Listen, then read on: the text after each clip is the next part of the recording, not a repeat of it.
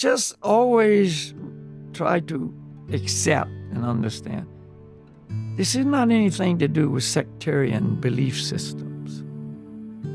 This is a universal process for every living entity. And those of us in human bodies can actually chant the holy names, and all those living entities in lower forms of life, the animals, the plants, etc., they benefit when they come in contact with this sound. It's just, love for all on display. I mean, Lord Chaitanya said, I want everyone to taste love for God. And that's what he did, brought us the holy names.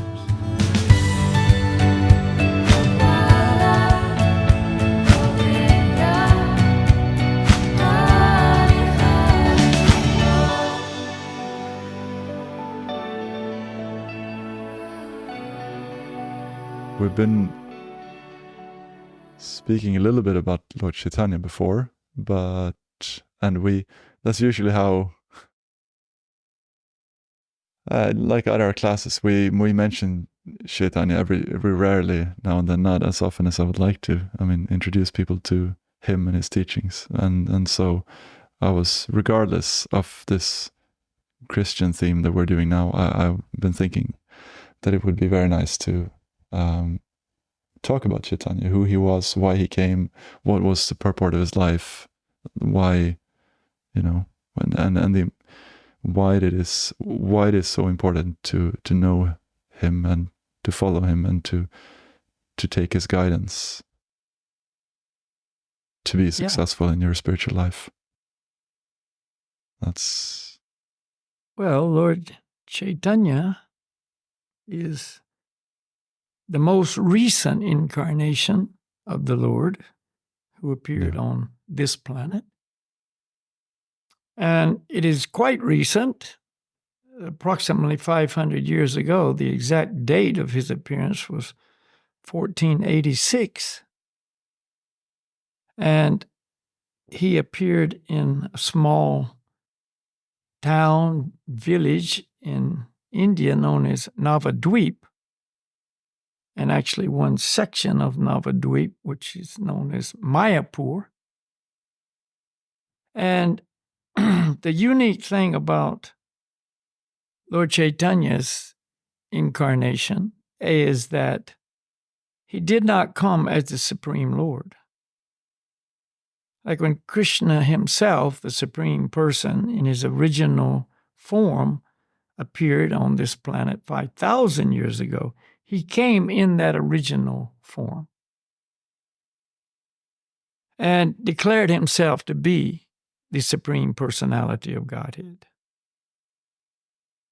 But when Lord Chaitanya appeared, he did not come as the Lord, but he came as the Lord's devotee. Yeah. And so that's often why it's hard for people to understand really who he is. I mean, how can you say he's the Supreme Person when he himself declared, I am the devotee of the Lord. I am the servant of the servant of the servant of the Lord. Right. And he fully displayed his relationship with Krishna in that relationship or mood of the Lord's devotee. Yeah. So it's confusing to people. Yeah, I can see Some people. Mm. But one must remember that the Lord can do anything. He can take any position, any role. There's no limit to what he can do. And when he comes for a particular purpose. Yeah. And in Bhagavad Gita, Krishna says when there's a decline in religious practice and an increase of irreligion, so religion declines, and always simultaneously, if religion declines, irreligion accelerates and increases. So he says, at that time, I advent myself millennium after millennium to annihilate the miscreants and deliver the devotees. So that's in Bhagavad Gita 5,000 years ago. And Krishna came at that time, the Lord came in his original form to annihilate the miscreants and deliver the devotees. And that's what he did. If you know the pastimes of Krishna, that was on full display because there was a real predominance of, demoniac elements on the planet that were really a hindrance to people's spiritual lives and practice. And it was just undermining everything. And Krishna took care of that. So at the same, let's don't say at the same time, because it's not the same time, but let's say in the same vein, Lord Chaitanya came, because in Kali Yuga, which is the age we live in now, there's a huge decline in religion and religious practices and a huge uptick in irreligion. Lord Chaitanya came to do the exact same thing. But he didn't do it in the way it was done 5,000 years ago. It was done in a very different way, But just he kills the demoniac nature and mentality through the hearing and chanting of God's names. But just to set things straight then, like what is this irreligion and what is the religious principles that, in which way are we not following the religious principles? I mean, people might, when they hear that, they might feel, religion is, following this particular traditions and this group and this, or what is it referred to when you say, the religious practices? Well, the religious practices that are referred to and we refer to are outlined in the Vedas. And it's not a sectarian system where the Christians have this set of principles and, the Muslims have another set and, so on. They're just overall practices or lifestyles that people should apply to make it so they're not under the influence of the modes of passion and ignorance, but are under the influence of the mode of goodness and pure goodness. And this will free them from the contamination of the lower modes of passion and ignorance and make it so they're under the elevating influence of the mode of goodness. And then, of course, brings them to following those practices which are in the mode of pure goodness. Mm-hmm. And it's all outlined in the Vedas. So irreligion is activities that are not in connection or conjunction with the Vedic teaching and guidelines.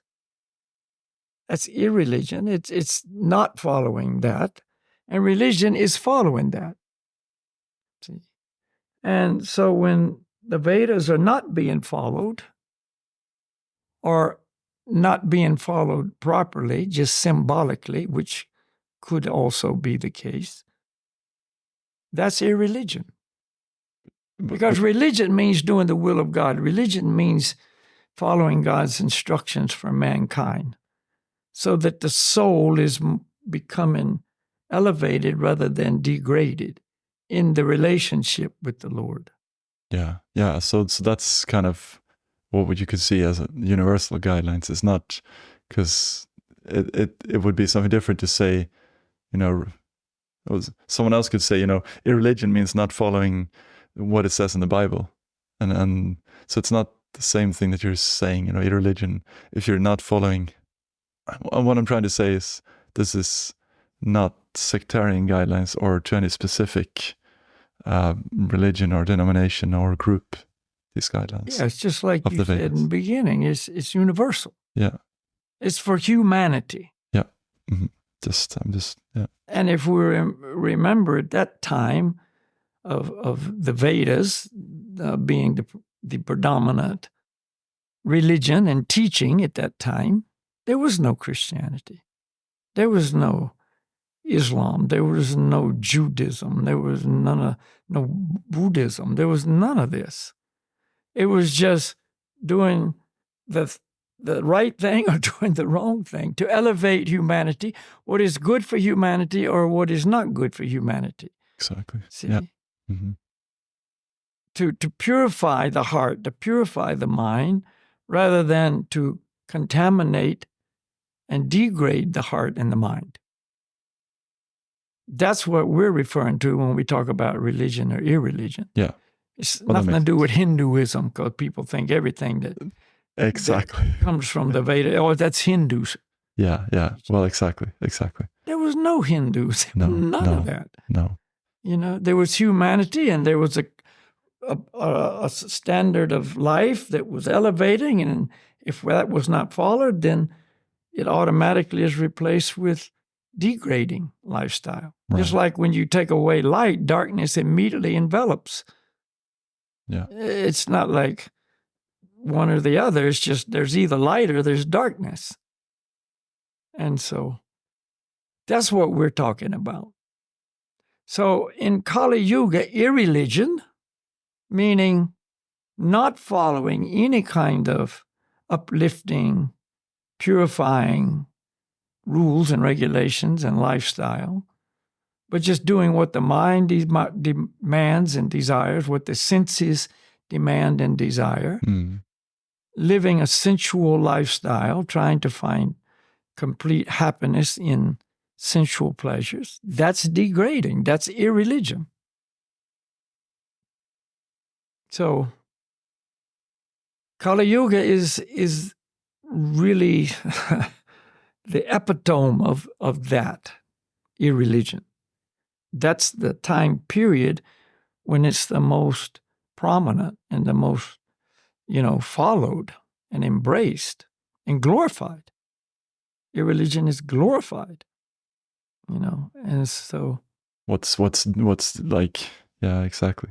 What is deteriorating? What is negatively affecting people's spiritual consciousness and awareness is promoted, and materialism is promoted. Yeah. Which is the same. Materialism is doing just that. And we've talked about it a little bit before, but there's two controlling forces. Mm-hmm. Only two controlling forces in the world. One is lust, and that takes people down. And there's love, and that is purifying. And there's only those two forces. And when we talk about love, we're not talking about sentimental affection toward another person or other people or whatever. We're talking about divine love, mercy, love, grace coming from the Lord himself. So that's what Jesus displayed, divine love.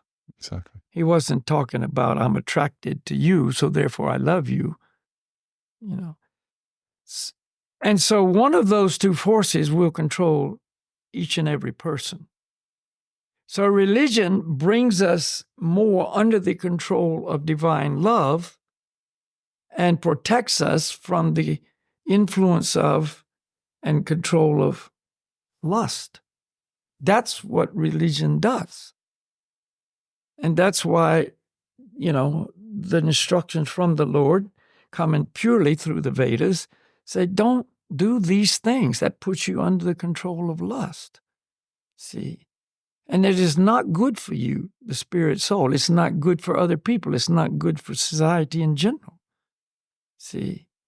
It leads to darkness. Follow this path of light and more embrace this love and grace and mercy from the Lord in the form of his instructions, his guidelines, his encouragement, his activities that he displayed when he came 500 years ago as Lord Chaitanya. And this will uplift you and all humanity. It will purify the mind. It will purify the heart of the illusions, the contaminations, the uncontrollable force of lust. It will save you from that. And so he came as the devotee of God who is under that total influence of divine love, and showed by his own personal life, under that control and influence of love, what you will do as a life, as a person. What will your life be like? Wow. Yeah. What will your feelings be? What will your sentiments be? What will your vision of other people be? What will be your goal, not only for you personally, but for everyone? So Lord Chaitanya put that on full display. What does a lover of God, what does a devotee of God do with his life? What is his life all about? And so we have the perfect example of how we should live our life.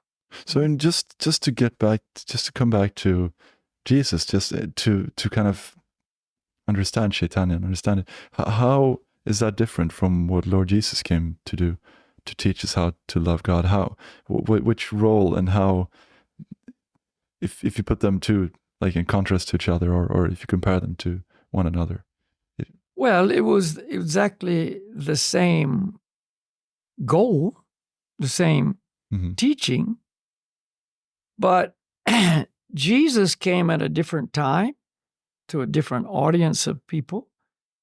And so he taught the same thing in a different way. And he taught mainly through parables, and we talked about that the other day. Yeah. And of course, he was more, let's say, limited in the amount of people he reached. And it was just a different time, different place. But the message was the same. In his prayer that we already went through previously, the Lord's Prayer. Our Father who art in heaven, hallowed be thy name, etc. So it was the same, but when Lord Chaitanya came, he came into a society in India where the Vedic teaching, the Vedic scriptures were more known, more accepted. And the Vedas just, it contained more information about the Lord. And he talked directly about the Supreme Person in his highest aspect. Right. And how we can come to know and love the Lord in this particular aspect of the Supreme Person, Krishna. It's kind of like he started off where Jesus taught this because that's what people were ready for. And Jesus even said, I would tell you more, but your hearts aren't ready. More or less, something like that, he said. And then Chaitanya took where Jesus left and added onto it more information. Yeah, he just took it to a higher level. Yeah. So it's the same, but it's just, yeah, added. Like Jesus, as far as we know, didn't actually promote the hearing and chanting of God's names openly to the people. Right. He didn't hold congregational chanting. But Lord Chaitanya did. Yeah. And he declared, quoting scripture from thousands of years ago, that in the Kali Yuga, this is the religion of the age. In other words, this is the religious practice of the age to develop pure religion, which is love for God, the hearing and chanting of God's names. And in the Srimad Bhagavatam, it was stated thousands of years ago that in the age of Kali Yuga, again, the present age, those who are endowed with sufficient intelligence will worship the Lord by the sanctity. I left out one part. Will worship the Lord who is accompanied by his associates by the Sankirtan Yajna. They will worship the Lord by the Sankirtan Yajna. Yajna in Sanskrit means sacrifice. So in every religion and every religious teaching, there's always sacrifice, right? Yeah. I mean, throughout ages, the most serious practitioners of any age at any teaching perform some type of sacrifice. Yeah. To please some higher authority. To please a higher authority, exactly. Right. Mm-hmm. So in other ages, there were other sacrifices. But in the Kali Yuga, the sacrifice for this age is hearing and chanting the names of the Lord, and especially congregationally, coming together, 2 or more people, and chanting the names of the Lord.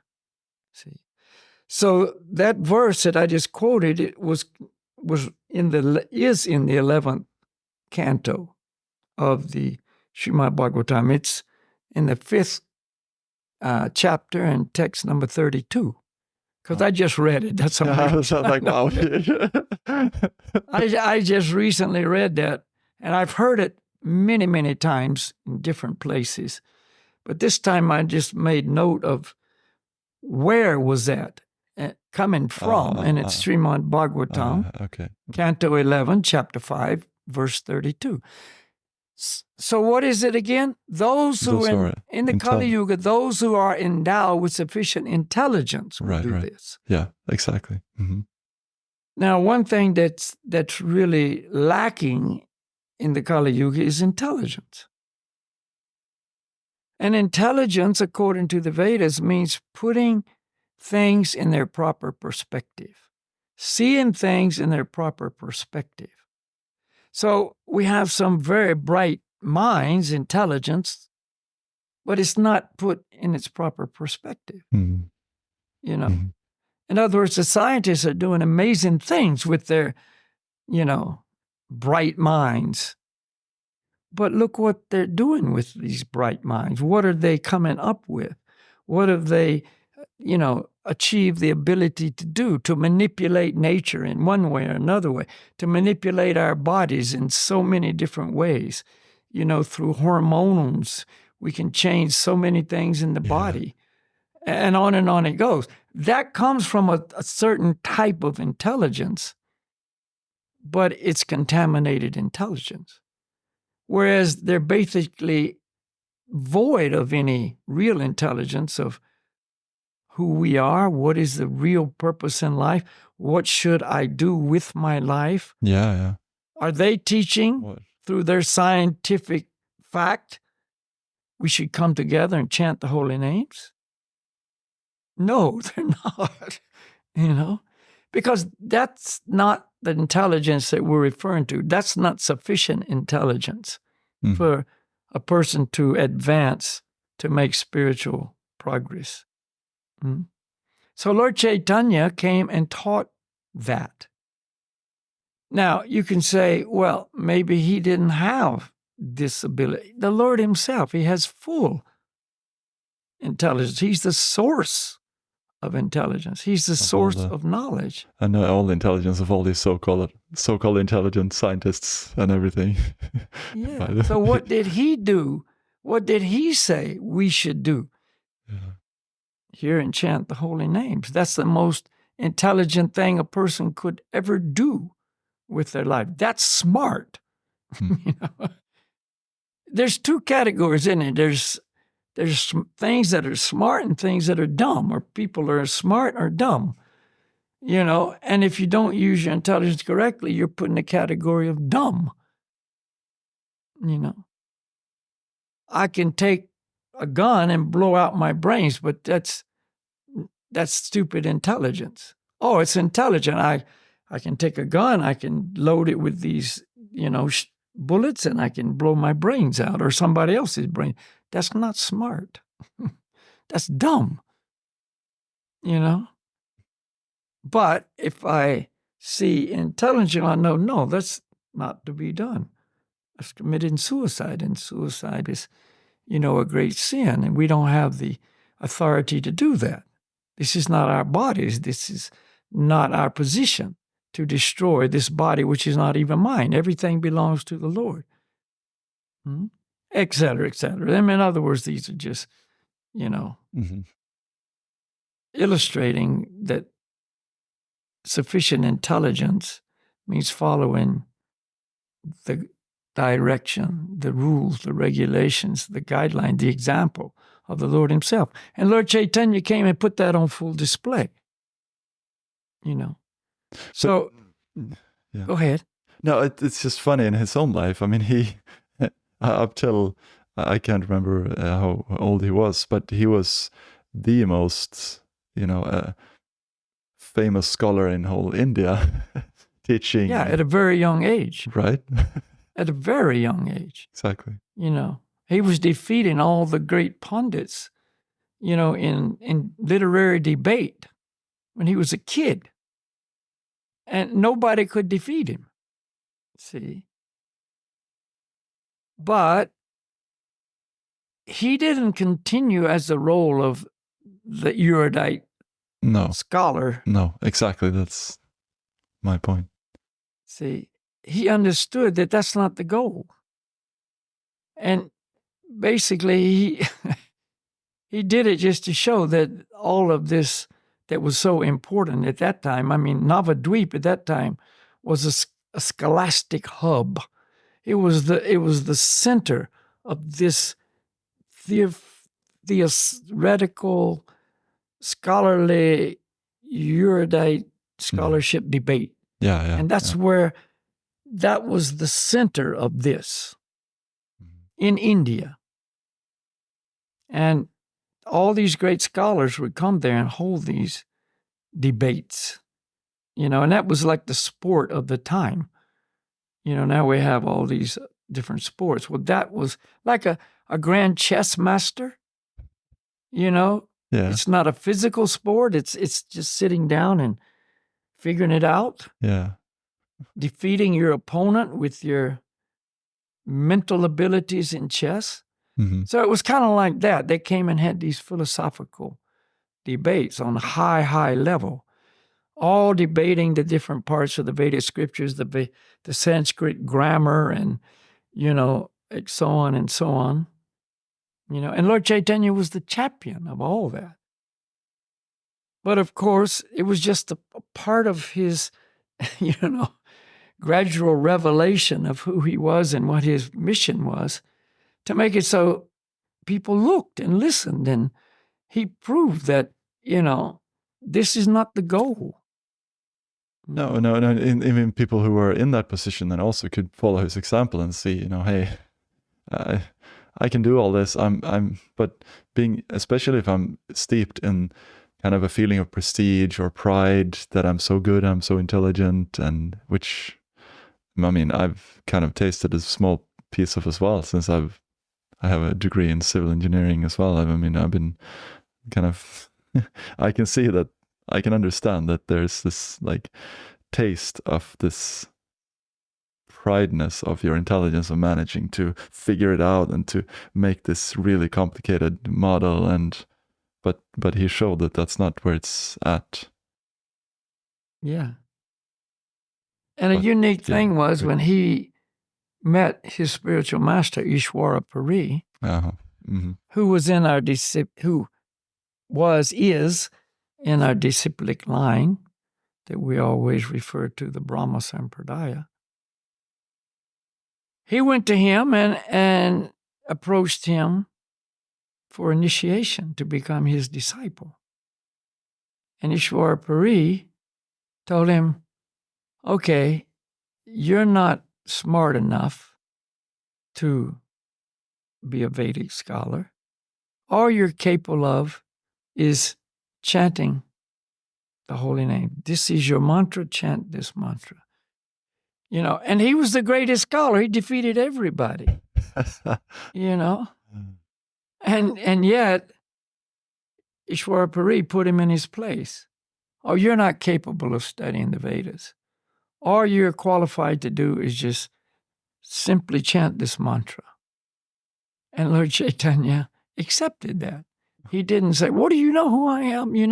I defeated this guy and that guy, and I'm declared to be the best of anybody. No, he didn't do that. He humbly surrendered to Ishwarapari, accepted what he said as absolute truth, and took what he told him to do and applied it to his life. 100%. Chant the holy names. Chant this mantra, Maha Mantra. And when he did that, his result of doing that was he became mad with spiritual love and spiritual, bliss and ecstasy.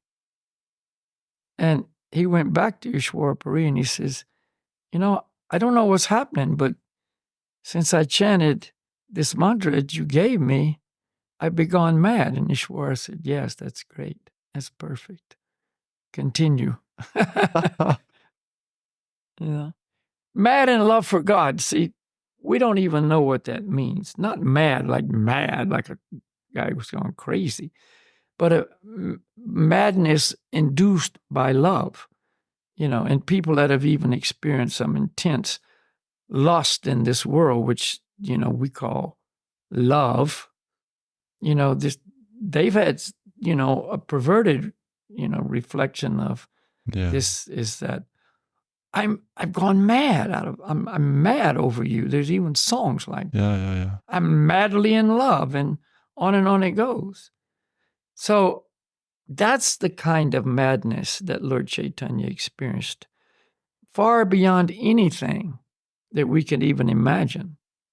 And so he continued with that, and it was such a high, sweet taste that he wanted everybody to have the opportunity to have that same taste. And that's when he officially inaugurated his Sankirtan movement, and he got everybody in Navadvip and Mayapur chanting the holy names and holding mass Sankirtans, thousands and thousands of people, and things just went crazy in mad love for God. And he traveled different places in that whole region, and thousands of people would follow him. It's actually described sometimes there was a million or more. Yeah, I mean, our minds can't even fathom that, but that's absolute truth declared in Chaitanya Charitamrita. And so that's what happened. And all these scholars that he defeated, and all these skeptics and heretics and atheists and whoever, became great lovers of God. And they became ardent followers of him, and they went out and spread the same message to other people. And that's how it just was a groundswell that just became overwhelming. So that was Lord Chaitanya's mission, and still is Lord Chaitanya's mission. The regular hearing and chanting of the names of the Lord purifies the heart, purifies the mind, removes karma. See, so he killed the demoniac mentality. That was his weapon. He and his associates, Lord Nityananda, Sri Advaita, Gadadhar, Srivas, and his other associates were the main proponents of spreading this to anyone and everyone, whoever they may be, from the oldest to the youngest, from the scholar to the illiterate, from the rich to the poor. There was no discrimination anywhere against anyone. Everyone was invited and eligible to take part. And those that did became great lovers of God. And so that's the same message that Jesus had taught, become lovers of God. But you can see Lord Chaitanya just made it massive. Exactly. More and more, thousands, millions. But it's also fun. It's just like, because it's the practice that makes that. It's like there's such power in just the simple practice. The philosophy is one thing, but being able to just practice this and just chant, and the simplicity of it, it's just what really makes a difference. Yeah, and that's why we saying, now we don't say, but we're repeating that Kali Yuga is a time when people have a huge handicap, many handicaps. One, we don't live very long. I mean, the lifespan of a human in Kali Yuga is very short. It's designated to be 100 years, but now very few people live to be 100. Every day you can look on the news and you see, some actor or some great movie stars or some great musician died at 49 or 52 or 61 or 38 or whatever. In other words, and they're just the people that are so famous that you hear about it, but it's just a common thing that people die way less than 100. So, in other words, we don't have much time. We're born and we leave the body pretty quickly. So we need a process that works really quick. Then we need a process that's very powerful, because the contamination of our hearts and minds now is great, great, great. I mean, this is a dark time, So we need something that's very powerful, just like when you have a disease. If you've got just a sniffle, you don't need much medicine, just some light thing. Maybe just drink some lemon juice and take a little vitamin C. But if you've got a really heavy disease, you need big medicine. Yeah. Powerful medicine. Yeah. So we've got a powerful disease right now, this disease of the body, identification of the body, the contamination of the mind and the intelligence. And so we're really sick, spiritually speaking. Yeah. We need powerful medicine. The holy names are the most powerful medicine. See? And we need something that's easy. See, we're very spiritually inept in the Kali Yuga. We're not very good at it. We don't want to do anything that's difficult or hard spiritually. We don't have that training. We don't even have that interest. So we need something that's really, really easy. Our memories are so short. Can't remember anything. Have to write everything down. Forget it in moments. Yeah. So we need something that's easy to remember. The holy name, Maha Mantra number 1. It's so easy. It's so dynamic. It's so powerful. It works so quickly. And that's the yajna, the sacrifice. We need to sacrifice. That's part of human life, is sacrifice to please the Lord. That is the sacrifice. It's so easy. It's so enjoyable, but it's a sacrifice. Yeah, it's barely a sacrifice. I mean, doesn't seem like a sacrifice. Just chant. No, it seems like a party. Yeah. So it's the perfect, quote, religious practice. And Lord Chaitanya brought that. He inaugurated that. He gave it to everyone. So you can see he's the golden avatar. Avatar means one who descends from the spiritual realm. Golden avatar. Golden because his bodily complexion was golden, but golden also because he gave the golden method, the golden technique, the gold standard. We use that term a lot. Mm-hmm. The gold standard for this is whatever it is, So in that way also, he was the golden avatar. He gave us the gold, the highest level of achieving love for God. And so he's the one to look to. What did he do? What did he say? How did he live his life? And as the great man does, the common man follows.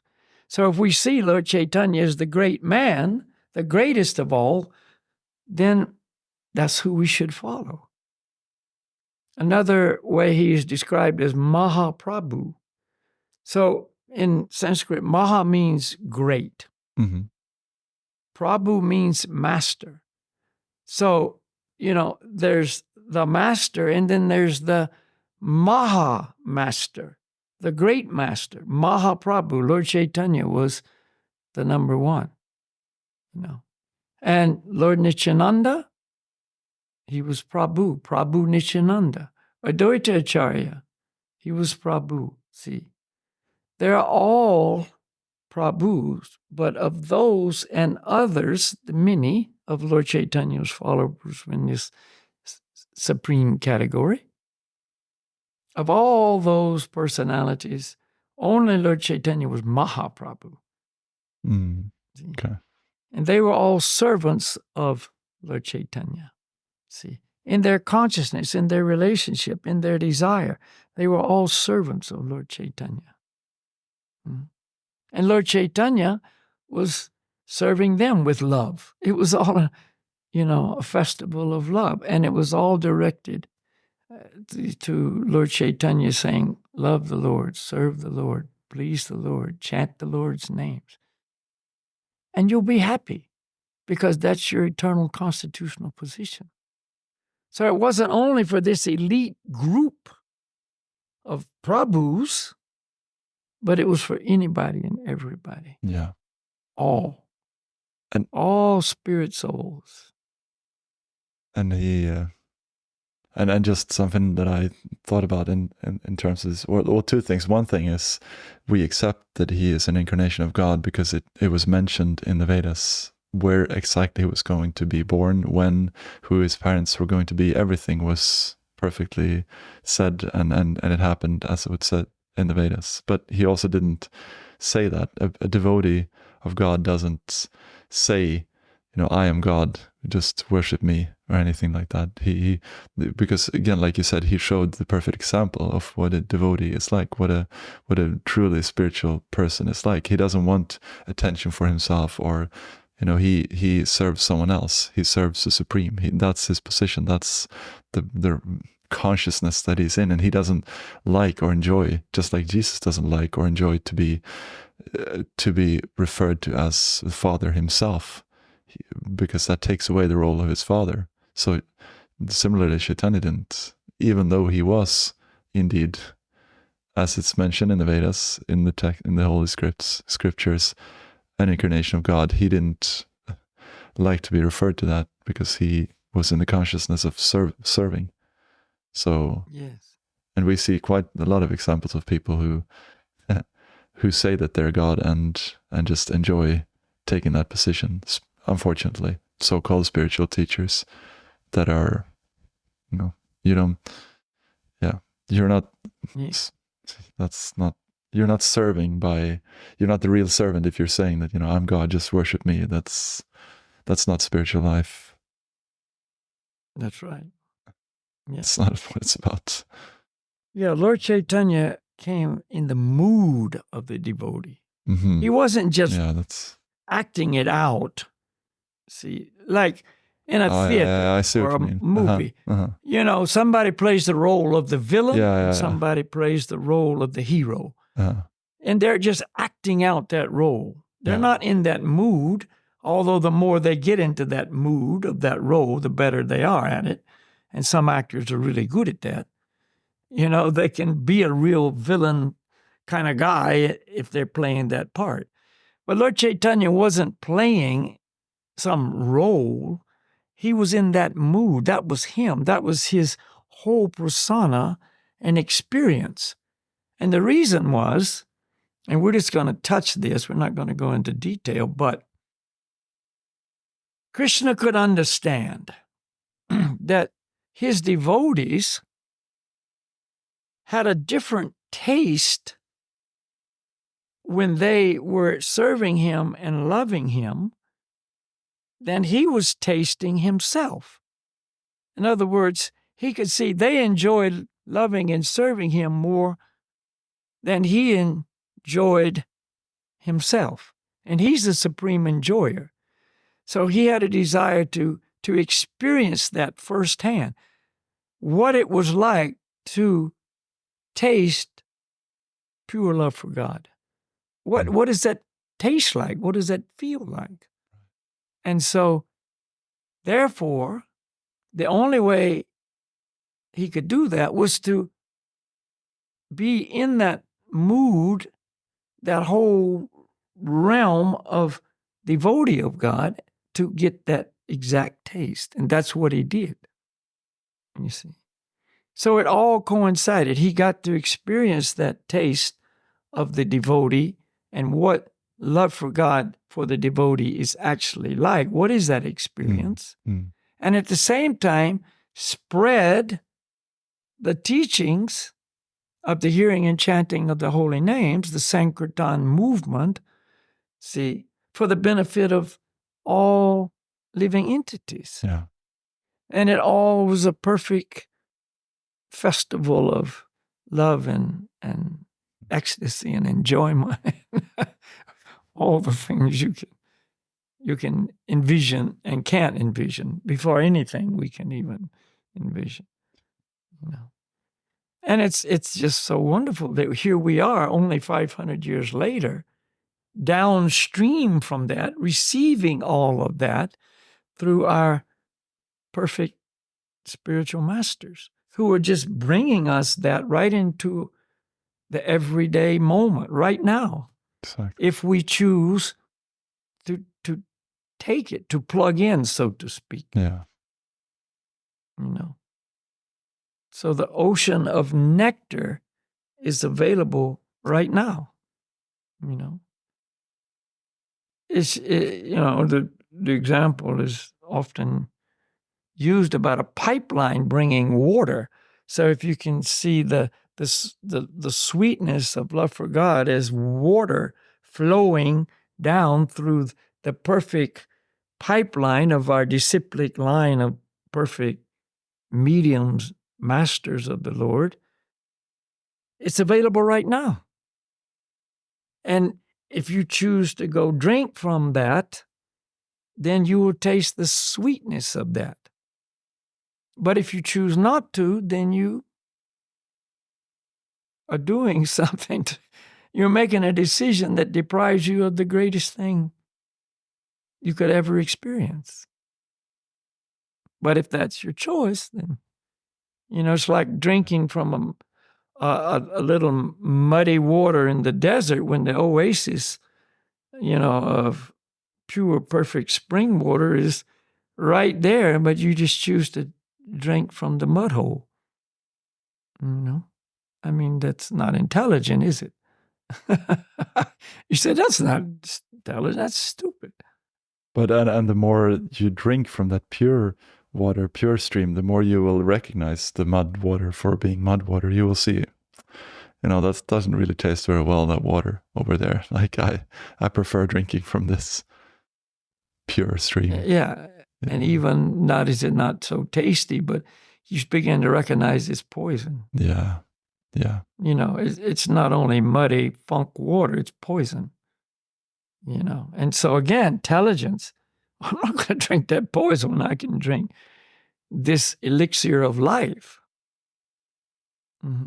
Yeah. But it's just like, and people might not know and appreciate. They might think that they're drinking the sweetest water and they're drinking mud water. But if they start drinking this other water, then gradually they will see and understand how, that there's a real taste. That's where it's at. Yeah. And that's the process of chanting. We gradually purify ourselves to, just like I don't know. And it purifies the vision too. Yeah. And just like you're saying, now you see something you didn't see before. Exactly. It purifies the vision. Right.